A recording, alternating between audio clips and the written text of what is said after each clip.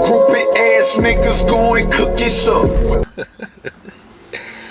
What's good, everybody? What's good? It's your boy, Cardinal Bud Crawford, or E.S. Red, if that's what you want to call me. And we back for another one. Alright, y'all, new topic for today. New topic. The heat is still gone, so let's get this done. Social media. Why Terence Bud Crawford is hated by the YouTube boxing community over the Errol Spence Jr. fight contract. Alright, y'all, so sticky topic right here. Sticky little topic, man, because I am part of the YouTube boxing community myself, and you know, I've given my opinion. A lot of people say they're of the opinion that I'm a hater of Terence Crawford for some reason, that I am stick riding for lack of a better word, Errol Spence Jr., and that I'm just out to get Terence Crawford for some odd reason. But to be completely honest, when it comes to other people in the YouTube boxing community, I do feel like a lot of this is based off of hate. You know, a lot of these people, they don't have the same respect for the sport, I feel like, that I do. You know, these are, middle class kids, upper class kids. A lot of them never had a fight. Their definition of bullying and my definition of bullying, coming from Brooklyn, Brownsville, New York, is totally different. The more you learn how to fight, the less you desire to fight somebody outside. Most people in the world has never really been punched in the face. I don't take my boxing talk to a level of a point where I'm attacking somebody's family, or I gotta go and say something crazy about your kids, or I gotta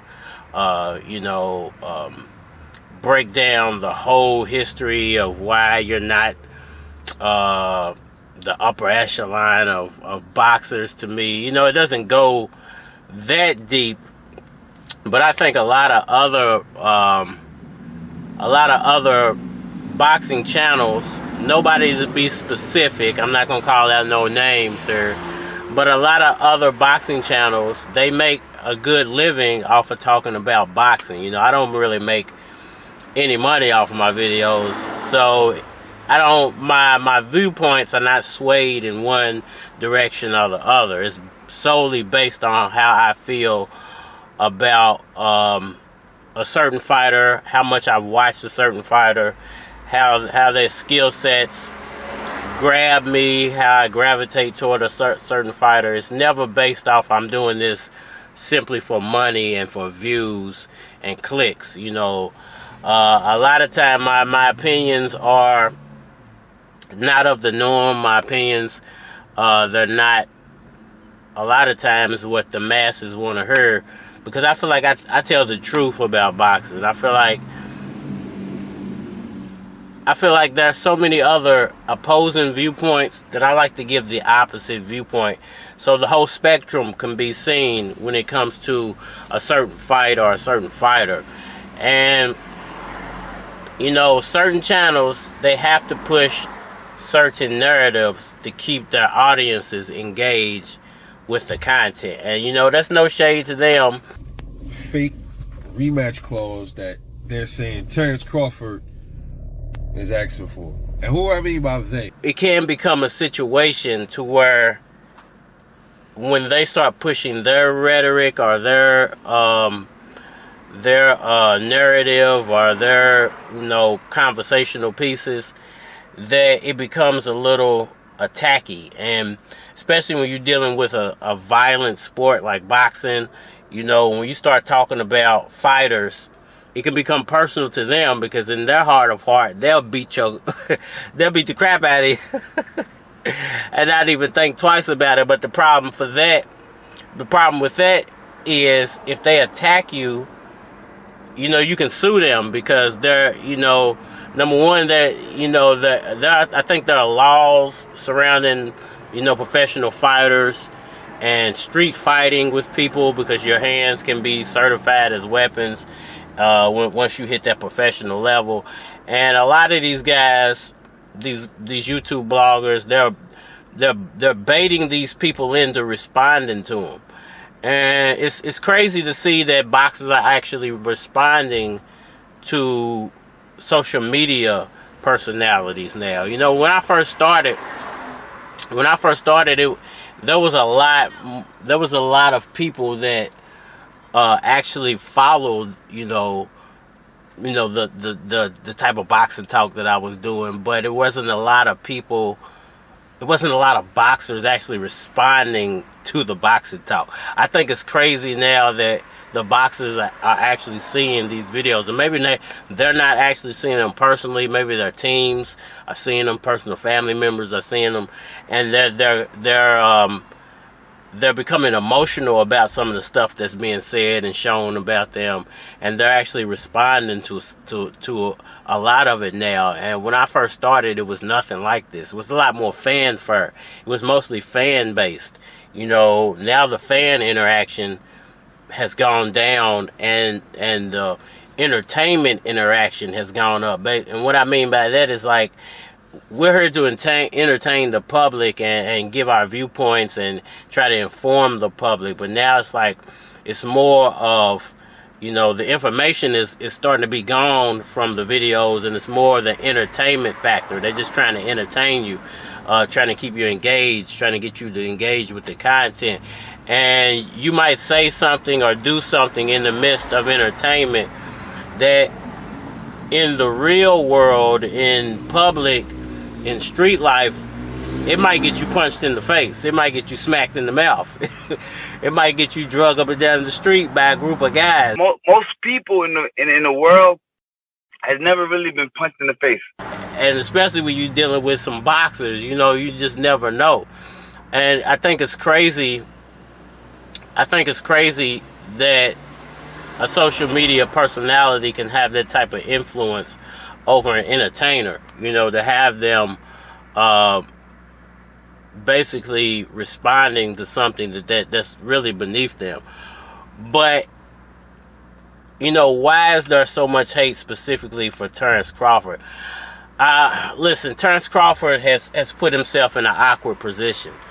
Terence Crawford has said a lot of things pertaining to the Errol Spence fight, pertaining to if he was to receive a contract, pertaining to money, pertaining to Bob Arum. He's had a lot of stuff to say over the past year, and I think what a lot of people now have a problem with is the fact that he said a lot of these things, but he hasn't actually backed up a lot of the stuff that he said. It's almost like, especially when he was on Top Rank, he was safe saying a lot of this stuff because he knew those promotional companies don't really deal with each other. So it's like he knew, well, I can get away with saying anything about Errol Spence as long as I'm on Top Rank. And as soon as he left Top Rank, it seems like his whole conversation has changed. His tone has changed when it comes to him saying, well, as soon as I get a contract, I'll sign it. You know, it's not about the money, it's about the legacy. You know, I'm not the one dunking, it's the other side that's dunking. I'm not scared to cross the street. You know, all this type of stuff that was being said when he was safe on Top Rank Island. Now that he's no longer on Top Rank Island, and he's having to negotiate and deal with a promotional company and trying to negotiate a mega fight on his own, I think he's seeing the reality of what Bob Arum was going through, trying to push his fights. The fact that he isn't that popular in the eye of the public, and the fact that his resume turns a lot of boxing fans off. And it's almost like he wasn't even aware of any of this stuff. when he was on Top Rank. And now that he's no longer on Top Rank, it's kind of like all this stuff is hitting him at once, and it's shocking Terence Crawford. And not only that, is that fans are seeing it now for what it is, and a lot of them are siding with Errol Spence, so it's making Terence Crawford feel hated even more. And I don't, because a lot of it's not even hate. A lot of it's personal opinion. Some of it's hate. Some of it is bloggers stepping out of their place. Because I know one thing, if it wasn't for these boxers, we wouldn't have nothing to talk about. So you should actually be thanking these boxers and not trying to attack these boxers. And anybody who tries to use their past street life as a battering ram or as a threatening mechanism to keep a boxer from doing something to him, it shows you how afraid they really are. Because anybody else from the street, you're going to say something and you're going to stand on it. If we cross paths, we cross paths. You know, it don't matter. It goes down when it goes down. So I'm not going to get on YouTube and say something about somebody, and then when they respond directly to me, start saying scared stuff, you know, because in the streets, your mouth can get you in a whole lot of trouble. And it seems like some of these bloggers' mouths have finally got them in a whole lot of trouble, to the point where boxers are responding to them and basically threatening them to the point of it getting physical. And listen, a lot of these guys, they might preach a certain lifestyle, they might this and that with a certain lifestyle, but they're really not cut from that cloth. They wouldn't be on YouTube if they was cut from that cloth. You'd still be getting that paper in the streets if you was really about it like that. So, you know, don't sell me a dream and don't hype me up, and don't try to hype up your audience like you're gonna actually do something to a professional boxer, when we all know you don't want that smoke, man. You don't want it at all. So you know, when it comes to the YouTube boxing community hating on Terence Crawford, everybody should just stay in their place, man. We are bloggers. We're here to talk about the fighters and the fights. We're not here to cross the invisible barrier and pretend like we're all fighters too. Some of us actually work out with the sport. Some of us are pretty good with our hands, but we are not in the professional fighting space. So there's no need for a blogger to pretend like he is, and there's no need for a blogger to try to bring his street resume into a professional boxing space and pretend like his street resume is going to get him out of trouble if it was to actually go down. Because if some of these guys met Terence Crawford, and I'm not a Terence Crawford fan or Errol Spence fan, but I'm gonna call it like I see it. If some of these guys met Terence Crawford in the street, and they might outweigh Terence Crawford by 100 pounds, he would still beat the crap out of them, because he's in a professional fighting space. And the best thing that they could do is pull out and try to clap him because they scared. Let's just keep it real. So when it comes to people or the YouTube boxing community hating on Terence Crawford, is it hate? Yeah, there's a lot of hate. A lot of it's truth. Most of it's truth. I'm not a hater. I'm just telling the truth. But there is a line, and there is a difference between a boxer and a blogger, and everybody should stay in their place, basically. We should stay in the blogger place, and the boxers do what y'all do, because y'all are ultimately celebrities.